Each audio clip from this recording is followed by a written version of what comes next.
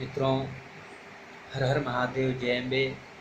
मैं ज्योतिषाचार्य पंडित राजीव पाठक आप लोगों के सामने पुनः प्रस्तुत हूँ। भारतीय ज्योतिष शास्त्र के अंतर्गत जैसा कि आप लोगों को 7 प्रकार का मृत्यु के बारे में चर्चा किए। बालारिष्ट, योगारिष्ट, अल्पायु, मध्यायु, दीर्घायु, दिव्य आयु एवं अमित आयु। तो अभी आप लोगों के सामने हम जो चर्चा करेंगे, ये 7 प्रकार की जो योग हैं कैसे बनते हैं और इनसे बचाव हम क्या करें, इनका क्या उपाय करें। तो सबसे प्रथम हम सर्वप्रथम यह जानने का प्रयास करते हैं कि जन्म से 8 वर्ष तक की आयु जो होती है उसे भारतीय ज्योतिष शास्त्र के अंतर्गत बालारिष्ट कहा गया है। यह होती क्यों है, इसको भी जानना आवश्यक है कि किस कारण से होती है, किस परिस्थिति में होती है। तो आइए इस पर विचार करते हैं।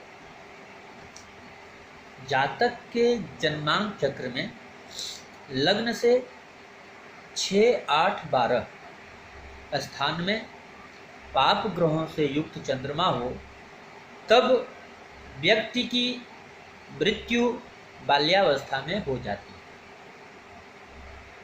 इसके अलावा सूर्य ग्रहण या चंद्र ग्रहण का समय जो होता है, सूर्य, चंद्र, राहु एक ही राशि में हो तथा लग्न पर क्रूर ग्रह मतलब शनि, मंगल, इनकी छाया हो, तब बालक के साथ माता पिता की मृत्यु का भी दुर्योग बनता है। लग्न से 6ठे भाव में चंद्रमा, लग्न में शनि और सप्तम में मंगल हो, तब बालक के पिता की मृत्यु का दुर्योग बनता है अथवा इन्हें मृत्यु तुल्य कष्ट प्राप्त होता है। अब इनसे बचने का उपाय क्या होता है, इनसे बचा कैसे जाता है। ग्रंथों में बालारिष्ट योग से बचने के लिए बताया गया है कि बालक के गले में चांदी का चंद्रमा और मोती काले धागे में डाल करके पहनाया जाता है। इससे बालक के सिर से मृत्यु का संकट टल जाता है, ऐसा हमारे भारतीय विद्वानों का मत है। दूसरे नंबर पे आते हैं योगारिष्ट। योगारिष्ट कैसे बनता है। 8 वर्ष के पश्चात 20 वर्ष से पहले होने वाली मृत्यु को योगारिष्ट मृत्यु कहा जाता है। इस प्रकार की मृत्यु तब होती है जब जातक के जन्म कुंडली के अंतर्गत अष्टम भाव शनि, मंगल जैसे क्रूर ग्रहों से दूषित हो जाता है और लग्न में बैठा विपरीत ग्रह वक्री होता है, इसलिए इसे योगारिष्ट कहते हैं। दूसरी बात, अमावस्या से पहले की चतुर्दशी, अमावस्या और अष्टमी को यह योग पूर्ण प्रभाव में रहता है। जिन बालकों के माता पिता कुकर्मों में लिप्त रहते हैं, उनके बालकों की मृत्यु भी योगारिष्ट से ही होती है। अब इनसे बचने के उपाय क्या हैं। योगारिष्ट से बचने के लिए भारतीय शास्त्रों के अंतर्गत ऐसे जातक के माता पिता को सत्कर्म करना चाहिए। यदि वे किसी का धन, स्वर्ण चुरा लेते हैं या किसी की हत्या में लिप्त रहते हैं, तब उनके बालकों की मृत्यु 20 वर्ष में हो जाती है। ऐसे परिस्थिति में ऐसे जातक के लिए सिर्फ एक उपाय है। वह उपाय क्या है? शिव की उपासना। ऐसे जातक के लिए कालों के काल महाकाल शिव की उपासना एकमात्र साधन है।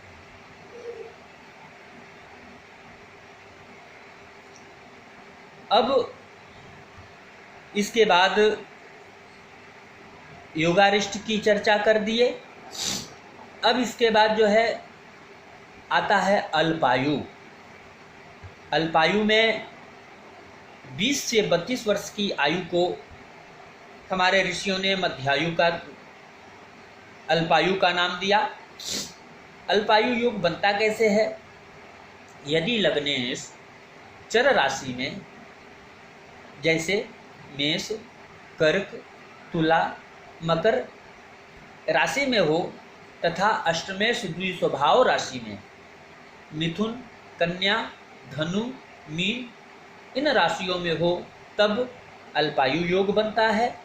यदि जन्म लग्नेश सूर्य का शत्रु हो तब जातक अल्पायु होता है। इसी प्रकार यदि शनि और चंद्रमा दोनों स्थिर राशि में हों अथवा एक चर और दूसरा द्विस्वभाव राशि में हो तब व्यक्ति की मृत्यु 20 से 32 वर्ष की आयु में होती है, जिसे हम मध्यायु के नाम से जानते हैं। आइए इनसे बचने के उपाय, इनका परिहार, इनके परिहार के लिए ज्योतिष शास्त्र में बहुत उपाय बताए गए हैं, लेकिन जो हमारे लिए सरल हो, सुगम हो, उस उपाय को अपना करके हम बच सकते हैं। इसके लिए महामृत्युंजय का प्रयोग प्रत्येक माह की दोनों अष्टमियों को शिव जी का दही से अभिषेक करना श्रेयस्कर बताया गया है। इसके बाद मध्यायु योग की चर्चा करते हैं। 32 वर्ष के बाद 64 वर्ष तक की आयु को मध्यायु कहा गया है। अब यह बनता कैसे है? यदि लग्नेश सूर्य का सम ग्रह जो बुध है तब यह योग बनता है, अर्थात मिथुन व कन्या लग्न वालों की प्रायः मध्यायु योग होती है। यदि लग्नेश तथा अष्टमेश में से एक चर राशि मेष, कर्क, तुला, मकर तथा दूसरा स्थिर राशि जैसे वृषभ, सिंह, वृश्चिक, कुंभ इन राशियों में हो तब जातक की मध्यायु योग होती है। यदि शनि और चंद्रमा दोनों द्विस्वभाव राशि में हो या एक चर तथा दूसरा स्थिर राशि में हो तब जातक मध्यायु योग में होता है, तथा यदि लग्नेश तथा अष्टमेश सामान्य स्थानों में हो तब भी जातक मध्यायु होता है। कई विद्वानों का मत यह भी है कि मध्यायु योग वाले जातकों की मृत्यु जन्म स्थान से दूर होती है। अब इनसे भी बचने का उपाय, अब इनसे बचने के लिए जातक को चांदी का स्वास्तिक बना करके गले में धारण करना चाहिए। प्रत्येक शनिवार को गरीबों को काले कंबल एवं चप्पल का दान देना चाहिए। यह उपाय ऐसे जातक के लिए श्रेयस्कर बताया गया है। अब 5वें नंबर पे आते हैं दीर्घायु योग के लिए। दीर्घायु योग भारतीय ज्योतिष शास्त्र में 64 से 120 वर्ष की आयु तक होने वाली मृत्यु को दीर्घायु अथवा पूर्ण आयु कहा जाता है। यदि जन्म लग्नेश सूर्य का मित्र हो तब व्यक्ति को पूर्ण आयु प्राप्त होती है। लग्नेश और अष्टमेश दोनों चर राशि में हो तो जातक दीर्घायु होता है। यदि लग्नेश तथा अष्टमेश में से एक स्थिर तथा दूसरा द्विस्वभाव राशि में हो तो भी जातक दीर्घायु होता है। यदि शुभ ग्रह तथा लग्नेश केंद्र में हो तब जातक दीर्घायु होता है। लग्नेश केंद्र में गुरु शुक्र के साथ हो या इनकी दृष्टि भी अगर पड़ रही है तो जातक पूर्ण आयु भोग करता है। लग्नेश पूर्ण बली हो तथा कोई भी 3 ग्रह उच्च स्वगृही या मित्र राशि का हो करके 8वें भाव में हो तब भी जातक की पूर्ण आयु होती है। इस योग वाले जातक को जीवन आमतौर पे सुखमय व्यतीत करता है, ऐसा देखा गया है। लेकिन बीच बीच में कई प्रकार के रोग परेशान करते रहते हैं। इन जातकों को जीवन पर्यंत शिव और विष्णु की उपासना आराधना करनी चाहिए। अब 6 नंबर का जो दिव्य आयु बताया गया है, देखिए यहाँ पे विचार करने की बात है। पूर्ण आयु 120 वर्ष बताया गया है। अब इसके ऊपर हम चलते हैं